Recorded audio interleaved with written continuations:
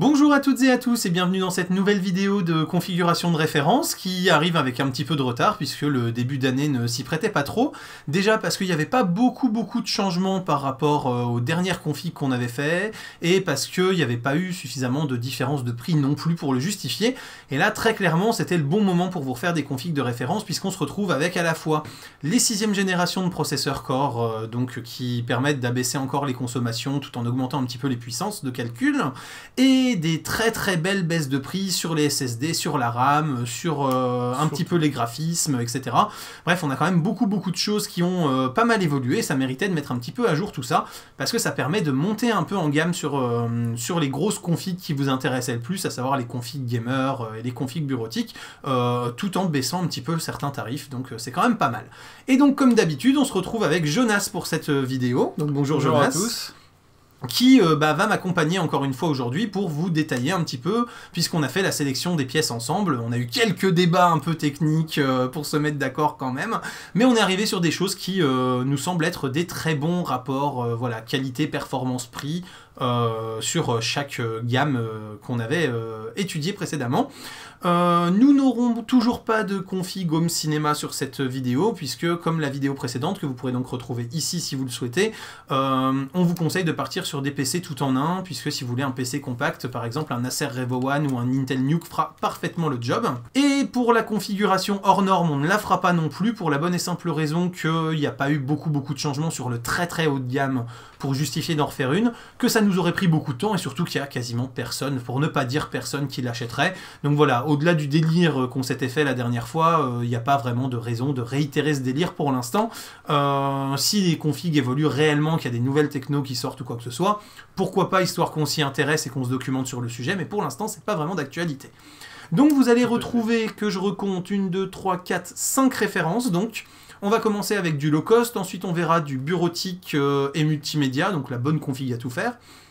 Et ensuite 3 configs gamer selon les budgets, avec un casual gamer, un gamer régulier, un gamer exigeant.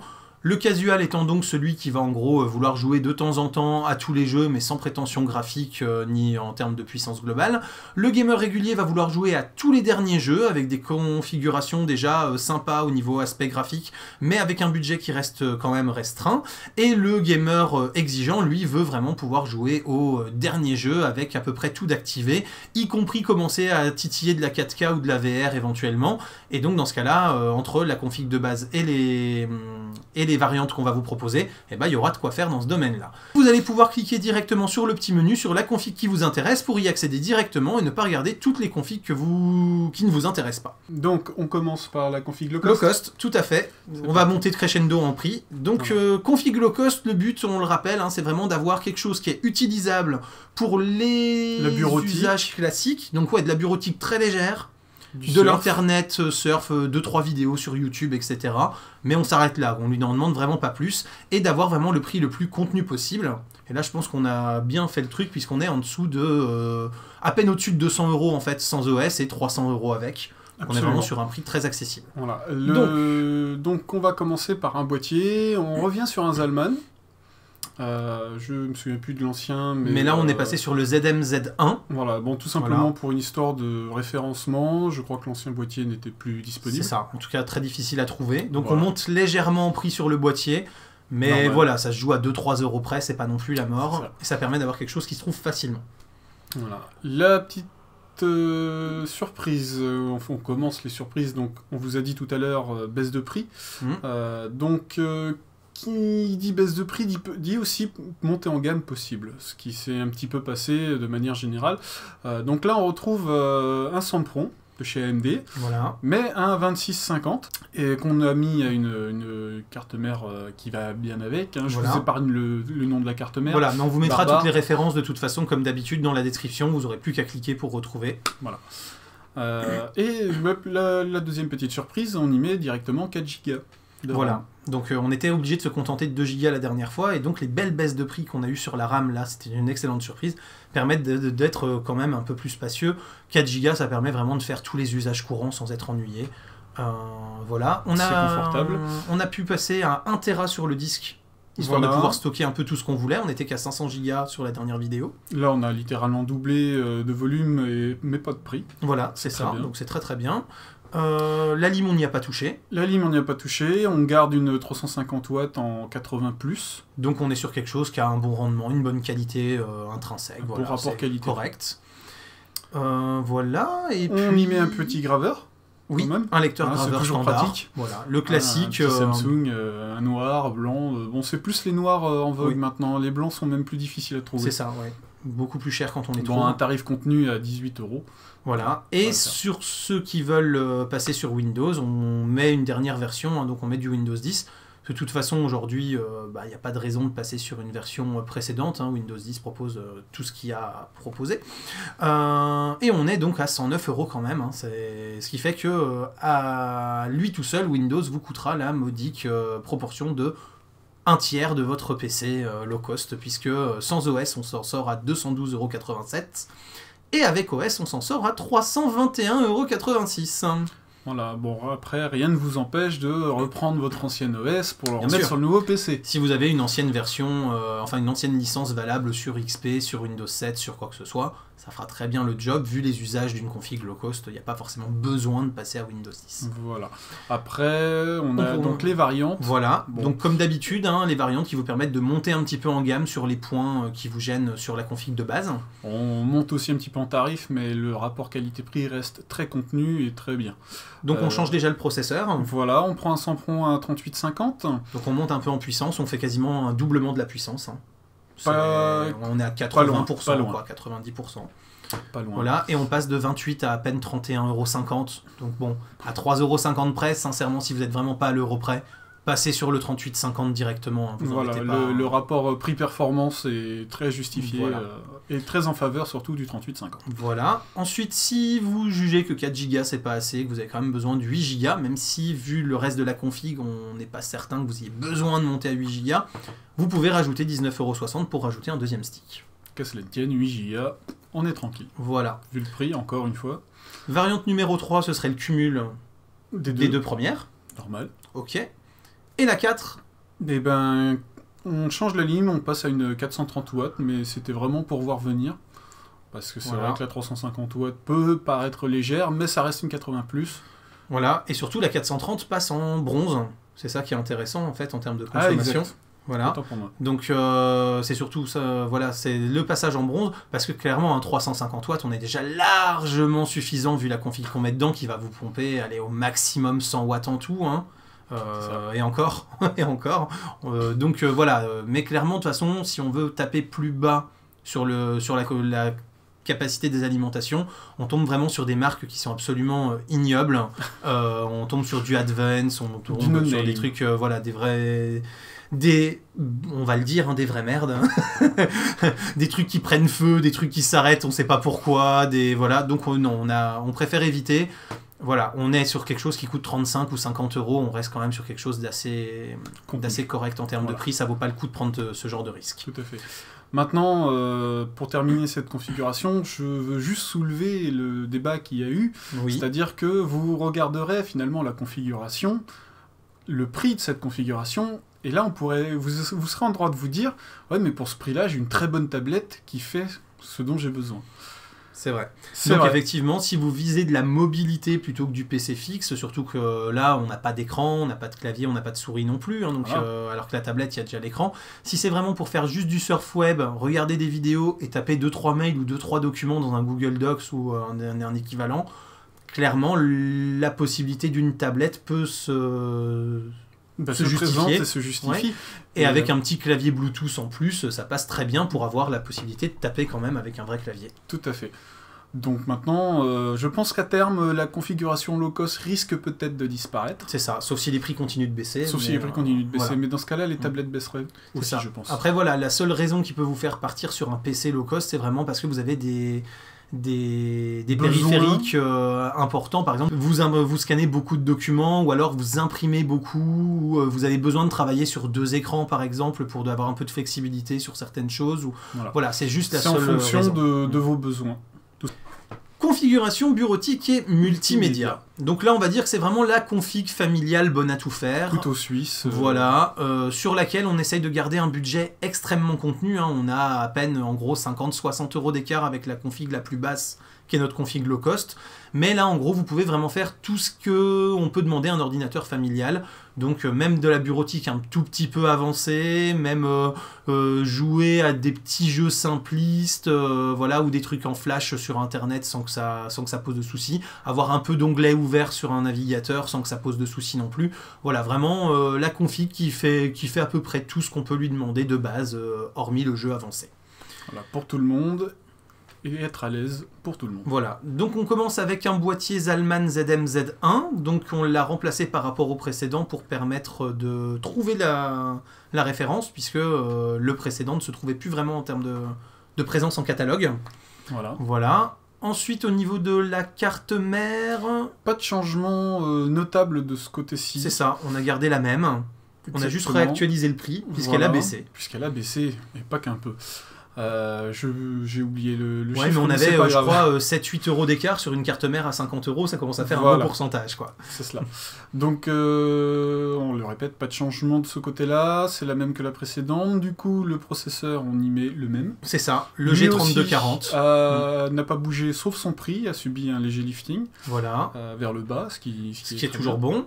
Au niveau RAM, par contre, on en a profité, pareil, pour passer sur du 4 Go qu'on avait déjà, mais par contre pour passer sur du 1600 MHz, histoire d'avoir quelque chose d'un petit peu plus véloce. Pour monter un peu plus en fréquence. Voilà. Et on a une grosse baisse de prix malgré tout, puisqu'on a divisé le prix quasiment par 2 par rapport à la config précédente. C'est ça, c'est finalement la montée en gamme pour une baisse de prix contenue. Donc c'est quand même pas mal. Et rester dans ce qu'on cherche finalement. Voilà. On reste sur un disque dur de 1 Tera. Qui nous semble largement suffisant pour stocker des documents, des photos, des vidéos de famille, etc. Voilà, les tarifs des 1 Tera en ce moment sont très intéressants, sont très planchés. Puisqu'on est en dessous de 50 € pour un disque d'1 Tera, donc on est vraiment sur des choses très très sympas. Voilà, en interne, bien sûr, pas en externe. Voilà, oui, évidemment, c'est vrai, tout à fait. Ensuite, au niveau du graveur, on reste sur notre fidèle petit Samsung d'entrée de gamme. Noir. Voilà, donc à 18 €, il fait très bien le job, il lit et il grave tous les types de DVD, y compris les RW, les plus, les moins, les anciens comme les nouveaux. Au niveau de l'alimentation, on est sur du 80+.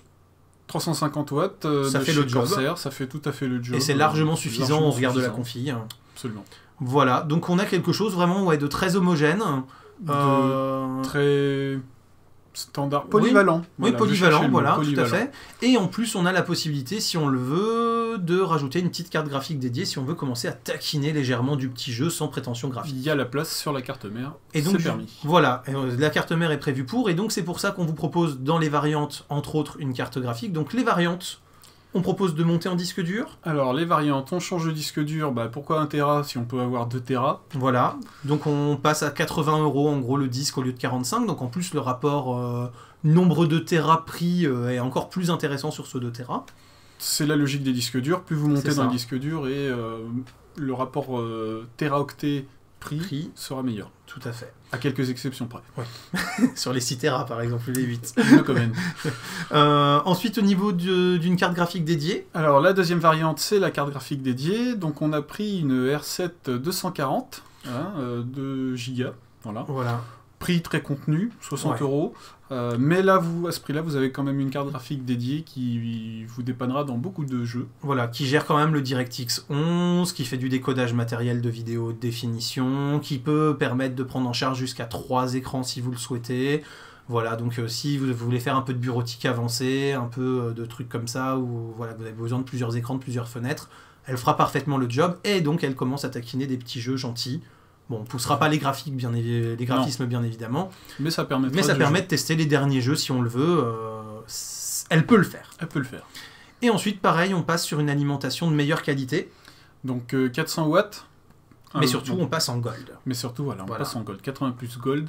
De chez Fortron, même que la dernière fois d'ailleurs. Il me semble bien, effectivement. Oui, tout à fait. Avec par contre, je crois, une baisse de prix. Oui, pas énorme, mais quand même significative. Non, mais on a gagné quelques euros.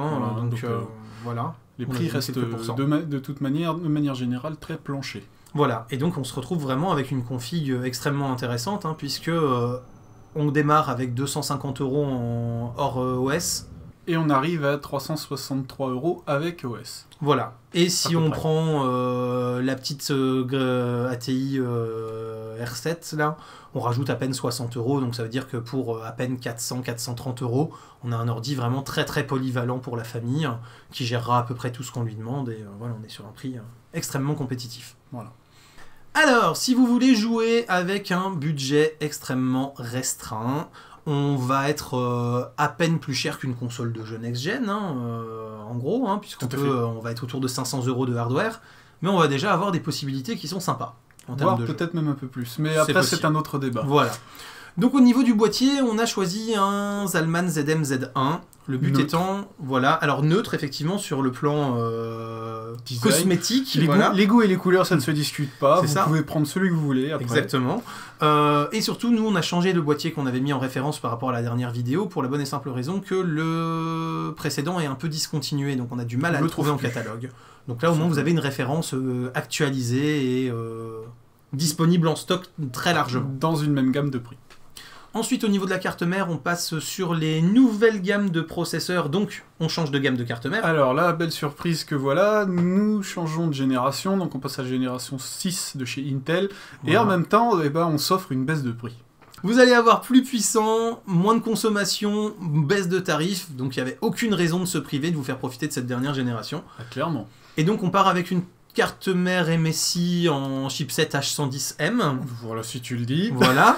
Détail, c'est un peu barbare, mais globalement c'est ça. Ce qu'il faut retenir, c'est qu'effectivement, elle accueillera la génération 6 de chez Intel, c'est-à-dire un i3 6100. Voilà, exactement. Ouais. Avec un tarif très restreint quand même, on est à 132 €. Oui, pour le processeur, ça reste...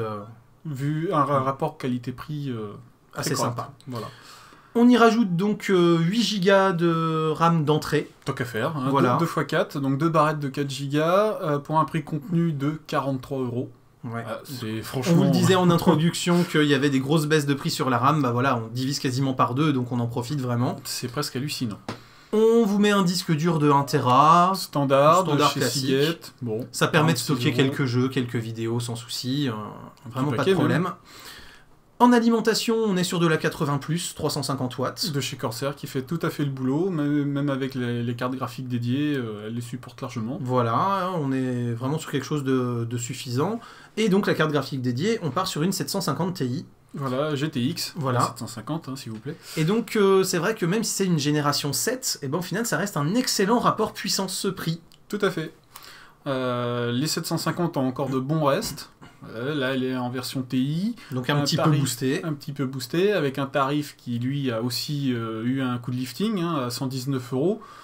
C'est un excellent rapport qualité-prix, tout simplement. Et ça permet de faire vraiment tourner les derniers jeux avec des graphismes moyens. Voilà, on ne pousse pas les graphes, mais on peut déjà en profiter, en prendre un peu plein les yeux. Jouer avec un bon taux d'images par seconde pour pas avoir de ralentissement, on est bien. Disons que ça permet de jouer sans avoir de trop gros pixels. Voilà, c'est ça. On va dire ça comme ça. Voilà. Après, sinon, dans les variantes, on va vous proposer diverses choses pour venir booster un petit peu la bête. Première variante, si le Proco vous semble un peu faible, on prend un 6003, toujours la même génération, tant qu'à faire, pour aller 20 € de plus. Voilà, on gagne 400 MHz directement en usine et un peu plus de mémoire cache. Un peu plus de mémoire cache. Globalement, ça fait un peu plus de 25% de puissance gagnée. Donc c'est pas mal. Un bon gain vu les euros investis. Ensuite, deuxième variante, on vous propose de passer tout de suite sur un disque SSD. Alors, les SSD commencent à arriver, mine de rien, il faut en profiter. Et là aussi, ils ont subi une sacrée baisse de prix. Assez énorme, des 30, des 35, des 40% sur une même référence depuis la dernière vidéo. Déprimante même la baisse de prix pour ceux qui en ont déjà. Ouais, tout à fait. Ouais. Si vous n'en avez pas encore, mais qu'est-ce que vous vous attendez? Allez-y, achetez-en. Surtout que sincèrement, il n'y a plus aucune question à se poser. Ah non. Autant il y a encore quelques années, on voyait sur les forums les gens dire je sais pas si ça va durer, s'ils sont vraiment qualitatifs, ça va pas claquer au bout de 6 mois d'utilisation. Non, stop. Vous avez des trucs, voilà, ça va tenir 10 ans sans aucun souci pour un usage standard. Vous êtes vraiment sur des puissances en termes de débit qui sont absolument incomparables avec un disque dur classique. Vous démarrez votre système beaucoup plus vite, vos jeux se chargent plus vite. Enfin, c'est absolument un autre monde, et vu le prix, ça vaut vraiment pas le coup de se priver. Absolument, il n'y a même pas besoin d'en débattre. Donc, pour en revenir à nos moutons, mine de rien, on va prendre un Samsung, un 850 Evo, en 250 Go pour la modique somme de 88 €. Voilà, donc vraiment clairement hein, sur ce prix-là. Voilà. On le répétera pas assez, effort, mais c'est la bonne période pour... Et si on le répète autant, c'est parce qu'on en est vraiment convaincu, quoi. Il n'y a pas d'autre mot. Par rapport à nos configs, à nous, au prix qu'on y a mis, oui, c'est clair. Ensuite, troisième variante, on monte un petit peu en puissance graphique. On passe sur une GTX 950. Et là, voilà. Qui offre quand même 30-40% de puissance en plus que la 750 Ti. Oui. Et pour finalement aller 50 € de plus. Voilà. Moi, je vous conseillerais même directement de prendre la 950. Si vous pouvez vous le permettre, clairement. Surtout qu'en plus, ça vous permet de gérer DirectX 12, donc de profiter quand même de toutes les dernières optimisations en gestion graphique. Puis c'est la dernière série de chez Nvidia, donc bon. On est vraiment sur quelque chose de très très bien. Là, c'est pas imbattable, mais vous serez. Mais on est sur un très très bon rapport qualité. Absolument. Et après, au niveau de l'alimentation, on vous propose d'avoir un truc un peu plus green en passant sur une alimentation Gold. Donc la Fortron qui fait 420 watts. Alors c'est la Aurum S. C'est la même que la dernière fois, je crois. Si oui, on n'a pas changé ça. Donc 400 watts, 80 plus gold, un peu plus donc green, sans faire le jeu de mots. Mais elle va surtout vous permettre d'accueillir une GTX même d'une gamme différente. Même si vous devez mettre une 960 ou une 970 sur votre machine derrière, elle sera pile poil au niveau. Donc ça vous laisse des belles perspectives d'évolution graphique si vous le souhaitez. Si vous êtes un gamer qui veut vraiment jouer dans de très bonnes conditions, sans forcément se ruiner sur de la grosse config, la config gamer régulier est clairement faite pour vous. Elle va vous permettre de jouer à peu près tous les jeux qui sont sortis récemment, en poussant quand même pas mal les graphismes. Il n'y aura guère que les anti-aliasing et des équivalents qui ne seront pas au max pour pouvoir tourner correctement. Mais vous allez déjà avoir des choses très très chouettes, visuellement parlant, et pouvoir vous faire bien plaisir avec cette config qui reste en dessous des 1000 €, système d'exploitation compris. Donc on est vraiment sur des belles baisses de prix sur cette nouvelle... proposition de config de référence. Absolument, la baisse des 1000 € est quand même assez psychologique, puisque la dernière fois, dans le précédent config, on était au-dessus. Ouais, on était à 1200, presque 1300 € pour avoir quelque chose de valable quand même pour du gamer régulier. C'était un peu dérangeant. Là, on est littéralement passé en dessous des 1000 €. Psychologiquement, c'est assez dingue. Donc, on commence avec un boîtier qui est plutôt bien foutu. Donc on a pris un Corsair, un Carbide de chez Corsair, voilà. Je vais le dire. Qui est décliné en 3 spécificités, les specs 1, 2 et 3. Absolument, là je dirais que c'est pour les goûts et les couleurs, il n'y a pas énormément de choses qui changent, hormis quelques détails de design. Oui, c'est un petit peu de design extérieur et les couleurs des ventilateurs fournis, où on va avoir du blanc, du bleu, du rouge, du orange. C'est un peu marketing, mais voilà, après ça dépend, c'est pour vous, ça permet de varier, c'est selon vous. Ensuite, au niveau carte mère, donc on passe sur un chipset H170 qui va permettre d'accueillir les nouveaux processeurs i5 de 6ème génération. J'allais le dire, tu me l'as enlevé de mot. Je suis désolé, c'est pas grave. On notera surtout que la 6ème génération permet une baisse de prix tout en permettant une montée en gamme. Oui, c'est ça. Une hausse de la puissance de calcul, une baisse des prix, une baisse de la consommation. Donc, vraiment la carte mère à 110 €. Franchement, voilà, c'est très accessible partout, elle a suffisamment de slots, elle peut, je crois, même accueillir une deuxième carte graphique. Oui, tout à fait. Et comme on est sur du gamer régulier et qu'on va se contenter de cartes graphiques moyenne gamme, même si les processeurs de 6ème génération, pour l'instant, sur les gammes sorties et sur celles qu'on vous conseille ici, ne gèrent que 16 voies PCI Express, sur des GTX 960 ou des GTX 970, le fait de passer sur un SLI et donc en 2x8 au lieu de 2x16 au niveau des ports PCI Express, ne générera aucun bridage des cartes. C'est que sur les 980 et les 980 Ti que passer sur du 8X commence à se sentir. Beaucoup plus sur une 80 Ti que sur une 980. Normal. Mais voilà, sur cette gamme de cartes graphiques qu'on vous conseille sur cette config, ça fera parfaitement le job, même si vous en mettez 2 en SLI et la carte mère le permet. Bien, donc sur la carte mère, on va y mettre de la RAM. Et là, allez hop, tant qu'à faire, 2 x 4 Go pour... Oui, c'est déprimant, j'ai du mal à le dire. La RAM ne vaut plus rien. La RAM ne vaut plus rien. Pas d'autre mot. Ce sera, je crois, le Le fin mot de l'histoire, la RAM ne vaut pas rien. Ouais. Le thème de cette version des configs de référence. C'est ça. Donc on continue, Alors simplement préciser que là on n'est plus sur de la value comme sur les configs précédentes, on est sur de la bonne RAM avec des latences qui sont quand même assez basses qui permettent d'augmenter encore un peu la bande passante. De 1003 on est passé à 1600, à un CAS 10, voilà. Et qu'on est sur du dual channel, donc ça va permettre d'avoir une bande passante qui est plus sympa. Oui. Voilà. Le tout pour 37 €. C'est ça, vraiment, c'est dérisoire. J'en suis tout retourné. Bref. Disque dur système. Eh ben, bon Samsung des familles, 850 Evo en 250 Go. 88 €. Même pas 90. C'est ça. Là aussi, baisse de prix assez importante. Donc, pour épauler le SSD, on va quand même prendre un disque dur normal. Bon, on n'a même pas pris 1 Tera, on va carrément en prendre 2. Voilà 80 2 Tera d'un coup. Pour mettre tous les jeux que vous aurez envie de mettre. 2 Tera, il y a de quoi revenir. Oui, là vous même un Witcher 3, 35 Go d'espace, il y a de quoi revenir. Voilà, c'est ça. Ensuite, au niveau du graveur, on reste sur du classique, de l'entrée de gamme, mais de toute façon, ça fait très bien le job. Donc un petit Samsung à 18 €. Tout à fait, noir, on précise. Voilà. Mine de rien, les blancs sont toujours très durs à trouver. C'est ça. Ensuite, au niveau alimentation, là, on se met tout de suite du gold, voilà, histoire d'avoir quelque chose de vraiment très bien. On arrive dans de la bonne config, on n'a pas envie de forcément changer d'alimentation tous les 3-4 matins. Et puis, comme on a quand même des choses qui commencent à consommer un peu en termes de carte graphique, etc., c'est bien d'avoir des bons rendements, quoi. Voilà, donc une Silverstone, 500 watts et 80 plus gold. C'est ça. On met une petite carte graphique qui commence à être sympa, une GTX 960. Un modèle Strix de chez Asus quand même, avec 2 Go. 200 €. Là, clairement, voilà, vous pouvez faire tourner tous les jeux quasiment max. Voilà. Tranquille. Si vous restez sur de la 1080p en termes de définition d'écran, vous allez pouvoir jouer correctement avec ça. Et donc, on l'avait peut-être pas dit, mais c'est un i5 6400 qu'on a sélectionné comme processeur. On avait dit que c'était génération 6, voilà. On n'avait pas dit que c'était précisé un i5. Le modèle. Voilà. 6004, bon, 190 €. On avait comparé avec un 6005. Ça vaut pas trop le coup. C'est ça. C'est la hausse de fréquence d'usine est quand même assez chèrement facturée. Oui, et à ce tarif-là, autant passer sur une version K dans notre la variante qui arrive derrière. Donc justement, au niveau des variantes, on vous en propose que 2, parce que la config en elle-même est déjà suffisamment bien conçue pour éviter d'avoir besoin d'aller au-delà. Même si on aurait peut-être pu en mettre une 3e avec une hausse de RAM. Effectivement. Ouais. Vous pouvez donc doubler la RAM. Déjà, voilà, pour le si prix, si vous voulez mettre 4 sticks de 4 Go et passer à 16 Go en tout, voilà, ça fait que 35 € de plus, ça changera pas grand chose sur la config. Au niveau puissance graphique, on passe sur une belle carte graphique déjà là. Alors bah oui, puisqu'on passe sur une 970 GTX de chez Gigabit, donc c'est une WindForce avec 3 ventilos. Bon, donc là clairement, une 970 aujourd'hui, vous pouvez jouer en 4K à la plupart des jeux qui viennent de sortir.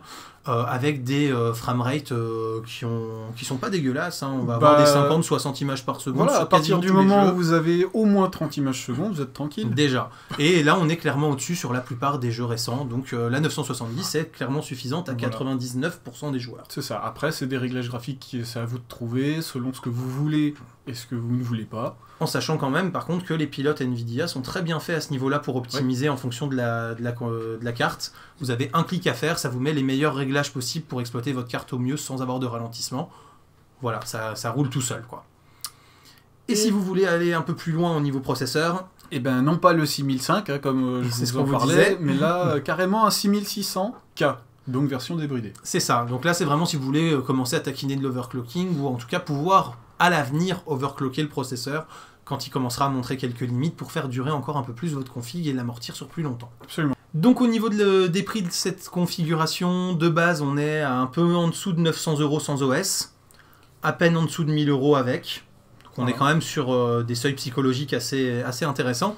Et on sera à peine à 1100 € en gros si on passe sur la 970. Donc là on a une très bonne configuration de gamer pour un tout petit 1100 €, quoi. Donc quelque chose qui reste quand même assez accessible par rapport aux tarifs qu'on peut attendre des grosses configs gamers. Absolument, et si en plus vous pouvez vous éviter d'acheter un OS en plus, c'est ça. Eh ben faites-vous plaisir. Voilà, si vous pouvez effectivement récupérer une licence de Seven que vous aviez juste avant, ça peut parfaitement faire le job. Ouais, une bonne vieille licence de Seven ou même de Windows 8 qui traîne, ça fait toujours plaisir à récupérer. Petite subtilité simplement, hein. comme c'est des cartes DirectX 12 que vous avez, si vous n'êtes pas sous Windows 10 quand même, vous ne pourrez pas profiter de DirectX 12 puisqu'il est arbitrairement limité par Microsoft pour vendre son dernier OS. Donc là, la config gamer exigeant. Alors là, très clairement, vous êtes un gamer qui veut pouvoir jouer à tous les derniers jeux, y compris en 4K, y compris full graph, avec des bons taux de rafraîchissement, qui veut pas s'embêter avec une config qui va être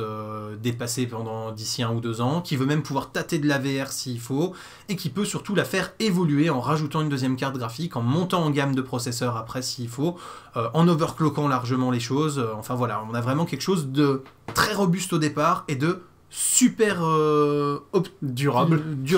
Vous êtes via de l'optimisation et de la montée en gamme, quoi. On est clairement sur de l'investissement de minimum 4 ans en informatique, ce qui est quand même assez énorme. Elle vous fera au moins 5, 6, voire peut-être 7 ans, voire 8 si vous rajoutez une carte graphique derrière. En rajoutant une deuxième carte graphique, c'est du long terme. Vous êtes vraiment sur du très long terme. Donc on commence avec un Corsair Carbide 200R. Sobre, simple, efficace, mais qui va accepter tout ce qu'on va lui donner. Exactement. C'est quand même le principal. C'est ça. Et puis de toute façon, ça reste un boîtier. Donc si vous voulez le personnaliser, prendre un boîtier beaucoup plus cher, avec d'autres fioritures, avec d'autres designs, il n'y a pas de souci, ça vous regarde. Nous, ce qu'on fait, c'est qu'on vous propose des très bons rapports qualité-prix. Après, voilà, si vous avez envie de vous faire plaisir, ça ne se discute pas, faites-vous plaisir. Les goûts et les couleurs. Exactement, ça vous regarde. Ensuite, au niveau de la carte mère, donc on est parti sur une Gigabit X99 SLI. SLI en chipset X99. 99. Non, je voulais dire socket 2011-3. Voilà, 2011-3. Bon, voilà, c'est la carte mère, elle va vous faire minimum 4 ans. Il y a tout dessus. Ouais. En fait, voilà, c'est ça. C'est que vous avez 8 slots de RAM, alors que dans la config qu'on va vous proposer, on n'en utilise que 4. Donc vous pourrez quand même doubler votre RAM après. Grâce au processeur qu'on va vous proposer, vous êtes sur du quadri-channel au niveau de la RAM. Donc vous avez une bande passante de malade alors qu'on est en DDR4 et que les vitesses des DDR4 ne compensent pas encore normalement, enfin ne sont pas comparables au DDR3 qui reste encore plus véloce. D'où l'intérêt du quad. Mais voilà, avec le quad channel, vous explosez littéralement votre bande passante par rapport à de la DDR3. Vous avez de quoi gérer du SLI full en pagaille. Voilà, tout ce qu'il faut. Elle est Thunderbolt ready. Elle est Thunderbolt ready pour pouvoir mettre du connecteur Thunderbolt plus tard. Il y a de l'USB 3, il y a du port M2, du port SATA Express pour les futures normes et les futurs SSD qui vont sortir pour encore avoir de la puissance. Enfin, vraiment, il lui manque rien, quoi. Si. Elle fait pas le café. Voilà. J'allais dire.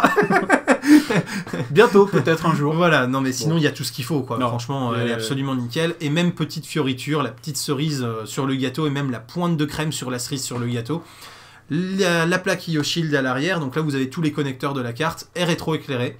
Ce qui va vous permettre vraiment de pas vous embêter avec votre téléphone ou votre lampe de poche quand vous voulez connecter ou déconnecter quelque chose à l'arrière. C'est le truc tout bête, mais voilà, c'est présent aussi et c'est toujours ça de prix. En parlant de prix, oui. Et ben finalement, on est sur une carte mère à 245 € environ, prix public conseillé. Mais donc on est monté en gamme en carte mère tout en baissant de prix par rapport à la dernière config qu'on avait proposée. Voilà, encore une fois, c'est l'ascenseur, on monte et on descend. Ben, c'est pas mais voilà, on monte là où on a envie de monter, on descend quand on a envie que ça descende, donc c'est parfait. Bien. Pourvu que ça dure. Exactement. Là-dessus, qu'est-ce qu'on va y mettre? Beaucoup de RAM, puisque les prix se sont effondrés littéralement au niveau de la RAM. C'est ça, grand chamboulement. Bon, allez, d'emblée, 4 x 4 Go, comme ça c'est fait. À peine 130 €. À peine 130 €, donc c'est de la 3000 MHz via des profils XMP. Via XMP. De chez G-Skill, faut au moins donner la marque. Oui, quand même. De toute façon, vous avez tous les liens en description, hein, comme d'habitude, donc vous avez juste à cliquer pour retrouver les bonnes références. Absolument. Avec ça, on est toujours dans la mémoire, mais là, ça va être le SSD. Donc qui lui aussi a perdu en prix, hein, puisque voilà, c'est la technologie mémoire flash là qui devient super intéressante en termes de tarifs en ce moment. Voilà. Donc un bon vieux Samsung des familles, mais attention, celui-là, ce sera un 850 Pro. Exactement. Qui a de meilleurs débits en écriture, en durée de vie. Bon, voilà, c'est la gamme pro, de toute façon. Clairement, c'est le genre de SSD où vous êtes au maxi de ce qui est possible en termes de lecture et d'écriture, ce que le bus permet. Voilà. Finalement. Et en termes de durée de vie, juste à titre de comparaison, sur mon Samsung 840 Pro, que j'utilise quand même beaucoup, je l'ai depuis à peu près 5 ans, je fais tous mes montages vidéo dessus, donc il y a beaucoup d'écriture de données, etc., de cache qui est utilisé dessus. Tu l'utilises bien. Je veux dire, voilà, je ne suis qu'à 50 Tera à peu près d'écrit dessus. Pas plus. Voilà, donc ça fait une petite moyenne de 10 Tera par an et je suis déjà un peu au-dessus de la plupart des gens en termes d'usage, en sachant que ce type de SSD peut s'enquiller facilement 1 à 2 pétas, donc on va dire 1000 à 2000 Tera. Voilà. Donc en gros, je suis à peine à 5% de sa vie, voilà, c'est ça.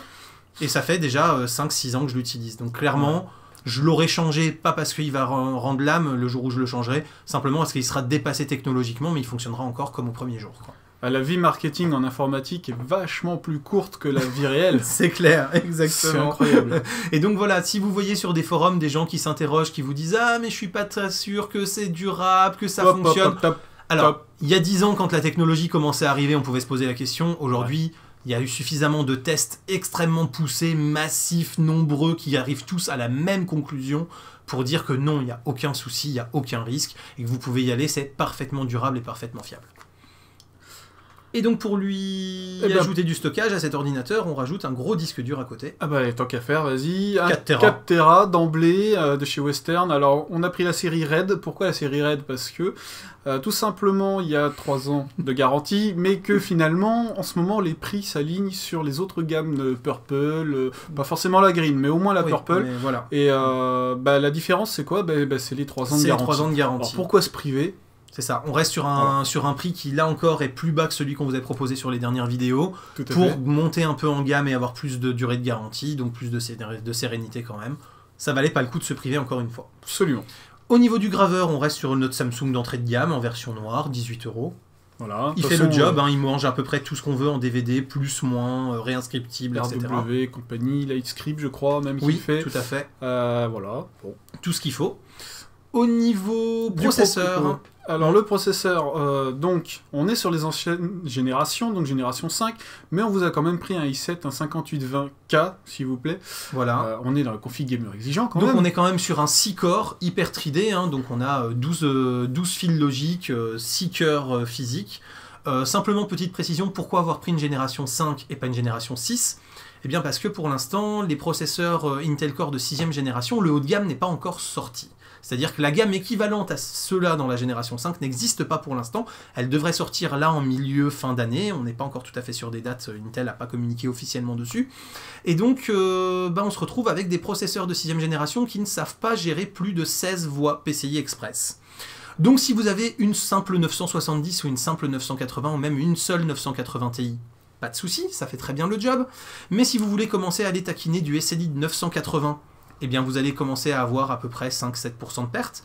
Et si vous allez taquiner du SLI de 980 Ti, eh bien là vous allez vous retrouver avec un bon 20% de perte en termes de puissance à devoir passer sur 2x8 au lieu de 2x16 sur les ports PCI Express. Ce qui n'est pas anodin vu le budget que vous y aurez mis. C'est ça, quand on met 650 € dans une carte graphique, le but c'est au moins de pouvoir l'exploiter pleinement, quoi. Donc on est sur la génération 5, mais rassurez-vous, Intel a déjà annoncé quels seraient les chipsets et les sockets utilisés pour les générations 6 de cette gamme-là. Et vous avez de la chance, c'est les mêmes que ceux de la génération 5, ce qui fait que votre carte mère actuelle qu'on vous propose là dans la config sera pleinement à même d'accepter les nouveaux processeurs de génération 6. Donc vous pourrez faire un upgrade vers la dernière génération tout tranquillement sans rechanger l'intégralité de votre config. Absolument, donc si je résume, ça fait une seule carte graphique, on prend la génération 6, et si vous visez plusieurs cartes graphiques, on reste sur la génération 5, qui de toute façon aura le même socket que la future génération qui va arriver. C'est ça. D'accord. Exactement. C'est ça. Donc voilà. Et donc, en parlant de carte graphique, qu'est-ce qu'on y met? On y met une grosse carte déjà, quand même. D'emblée, tant qu'à faire. Donc on a pris une GTX 980, s'il vous plaît, de chez Gigabit. Alors par contre, c'est une version 3 ventilateurs. Donc après, c'est à vous de voir si vous acceptez le bruit que ça peut faire. Sinon, après, il y a des versions water-coolées, il y a des versions un peu plus low profile, entre guillemets, low profile, parce qu'on peut pas vraiment parler de ça dans cette gamme-là. Mais voilà, avec des gros systèmes de refroidissement très expérimentés. Mais en gros, là, ça vous permet d'avoir une 980 qui a une très bonne puissance graphique pour un prix relativement contenu, puisqu'on reste à 500 €. Absolument. Ce qui est quand même très sympa pour une 980. Voilà. Tant qu'à faire, on va refroidir le processeur. Oui, tout à fait. Donc on met un système de water cooling tout en un. Allez, un Color Master Seidon 120. Alors il y a marqué V2, mais vous embêtez pas, la V2, il n'y a que ça. La V1 n'existe plus. C'est ça, on la trouve vraiment que dans des fonds de stock, mais 99% des vendeurs ne vous proposent que la V2. Et là, encore une belle baisse de prix aussi, hein. On a quasiment divisé son prix par 2 par rapport à la dernière vidéo. Absolument. Et l'intérêt, c'est que vous allez pouvoir vraiment, alors déjà, maintenir le processeur à une température très sympathique, même si vous l'overclockez un peu. Et surtout, l'intérêt du water cooling, qu'il soit tout en un ou pas, c'est que vous transportez la chaleur directement à la sortie du boîtier, donc la chaleur de votre processeur ne va pas venir remplir votre boîtier et nuire aux autres composants et au refroidissement des autres composants. C'est toujours sympa. Donc, et pour alimenter tout ça pour alimenter tout ça, mine de rien, la dernière fois on vous avait mis une 1200 watts. On a refait nos calculs. On a refait nos calculs. On s'est rendu compte que 1000 watts était suffisant, même avec des variantes et même avec un SLI de 980 Ti. Efficacité énergétique oblige, ça s'améliore de ce côté-là, donc on n'a plus besoin du 1200 watts. On est passé à 1000 watts, tout en restant en platinium. C'est ça. Donc on a des rendements qui sont absolument top, hein. Il n'y a pas de souci là-dessus. Il n'y a pas mieux. Exactement. Il n'y a pas mieux que le platinium à l'heure actuelle. Il y a le titanium, mais bon, faut taper sur du 1500 ou du 2000 watts, et là, à moins de faire du quad SLI... là, faut être sponsorisé EDF, là. C'est ça, exactement. Mais donc c'est vraiment ce qui se fait de mieux, on va dire, d'accessible financièrement, et sur des consommations... normal. C'est le meilleur rapport qualité-prix à l'heure actuelle. C'est ça, voilà. Exactement. Donc, parce qu'on a quand même en 1000 watts et on est à 220 et quelques euros. Là encore, très très belle baisse de prix par rapport à la dernière vidéo, puisqu'on... était à 300 watts, hein. Là, pardon, 300 euros. Ouais, donc on était quand même sur... on a gagné 30%. C'est pas rien. C'est énorme. Voilà, et donc ça nous fait une config de base qui reste en dessous des 2000 € sans OS, à peine au-dessus de 1034 € OS compris. En sachant que l'OS, donc, c'est une version de Windows 10 pour profiter de DirectX 12 et des dernières fioritures pour le jeu vidéo. Là, c'est intéressant d'avoir Windows 10 quand même. Exactement, surtout avec des cartes graphiques pareilles, ça serait dommage de renoncer aux DirectX 12, quoi. Ça serait dommage de rester sur 7 ou sur Windows 8, on est d'accord. Donc voilà, donc là, vraiment, clairement, on est sur des configs absolument géniales qui sont très facilement upgradables. Et donc, en parlant d'upgrade, on vous propose un certain nombre de choses dès maintenant, et on va vous les redétailler un petit peu. Alors, première variante, un boîtier un peu kikou, juste pour le trip. Les goûts et les couleurs, ça vous plaît, tant mieux, ça vous plaît pas, c'est pas grave, on s'en offusquera pas. Mais donc nous, c'est le PC Zalman H1. Pourquoi ? Parce qu'il y a les petites ailettes à l'Iron Man. Voilà, exactement. Donc en fonction de la température que vous avez réglée sur le Rhéobus intégré, et dès que la température augmente, il va ouvrir les petites ailettes automatiquement, elles sont motorisées. Et si ça suffit pas à évacuer la chaleur naturellement, il enclenche ensuite les ventilateurs qui sont sur le dessus du boîtier. Bon. Voilà, c'est pas forcément utile, mais voilà, ça nous avait bien fait triper, donc on l'a gardé. Donc, un peu plus sérieux quand même, la deuxième variante, on a gardé une GTX 980, on mais a en pris version une TI. Voilà, bon, alors ça fait quand même 130 € de plus. Mais clairement, faut le savoir, la 980 Ti, c'est ce qu'il y a de mieux sur le marché à l'heure actuelle en termes de puissance graphique. Donc voilà, même les Titan X que vous avez vu passer peut-être sur certains articles qui défrayaient la chronique en termes de tarifs, etc., sont moins puissantes. Donc vous achetez une 980 Ti aujourd'hui, vous avez la meilleure carte graphique du marché. C'est aussi simple que ça. Peut-être pas dans 3 mois, mais ça, ce sera une autre histoire. C'est le principe de l'informatique de toute façon. Il y a les 1080 qui sont prévus. Bon, voilà. C'est affaire à suivre, on refera une vidéo. Voilà, de toute façon, on remettra à jour régulièrement en faisant des nouvelles configurations de référence. Variante numéro 3.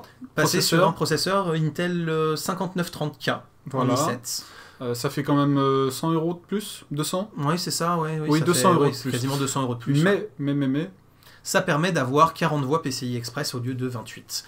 Et donc, là où les 28 vous permettent d'être sur un gros SLI en 16/8, donc de ne pas brider la carte principale, mais de quand même brider un petit peu, si vous êtes sur une 980 ou une 980 Ti, la deuxième carte, le 5930 vous permet clairement d'exploiter 2 ports PCI Express en 16X sans aucun bridage.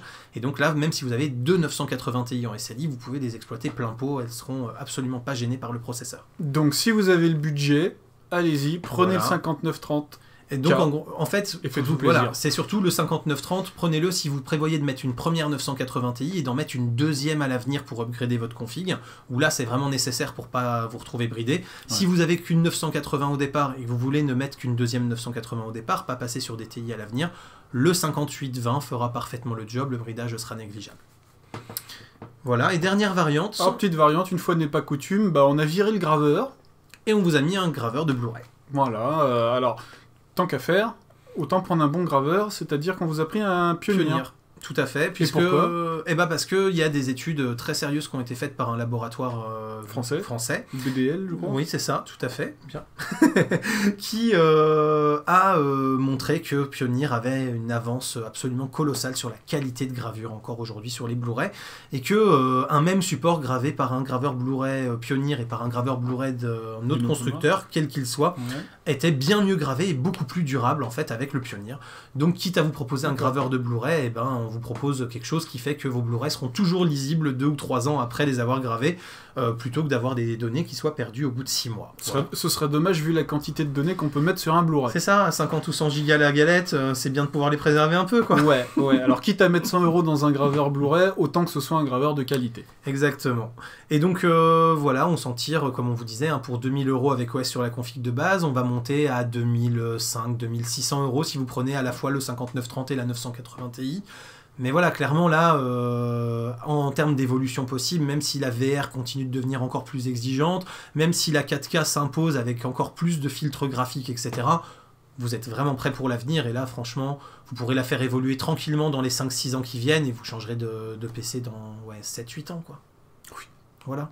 Ouais. Donc là, vraiment, vous êtes sur quelque chose de pérenne, et c'est un bel investissement pour être tranquille dans les années à venir. Donc on est arrivé au terme de cette vidéo sur les configurations de référence, j'espère qu'elle vous aura plu. On a eu quelques petites... on va dire quelques petits débats techniques pour réussir à vous trouver les meilleurs rapports qualité-prix et vous trouver les meilleurs configs qui sont les meilleurs à nos yeux, bien évidemment. Mais bon, ça reste du technique, donc très objectivement, elles risquent d'être aussi quand même les meilleurs configs en termes de rapport qualité-prix. Logiquement. Voilà.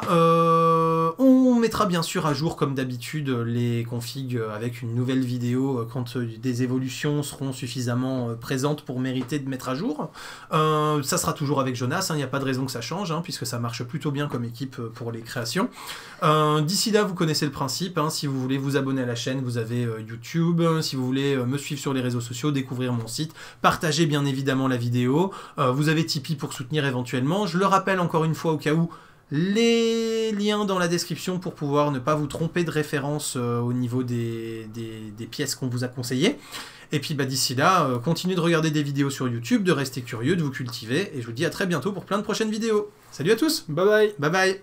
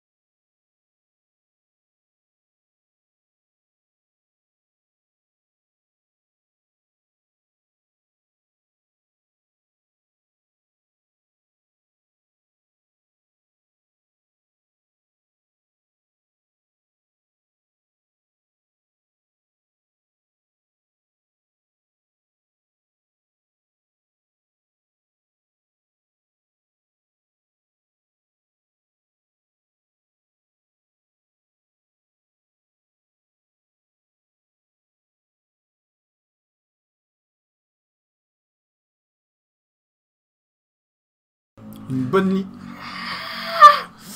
Ça m'agace, putain! De rue passante de merde! Vas-y.